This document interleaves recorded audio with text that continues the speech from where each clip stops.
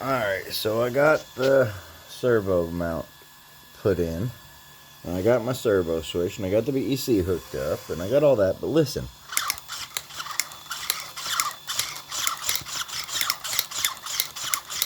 What's clicking? What is that? It only happens under load. Nope. What is making that click? I don't like that.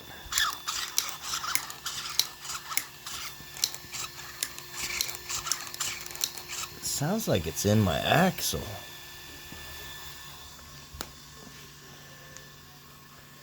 Well, I mean, it turns a lot faster. That is a lot stronger. Till whatever that is breaks.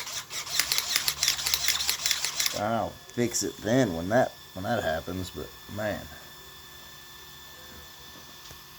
The BEC helped. I'll throw another video that shows it beforehand.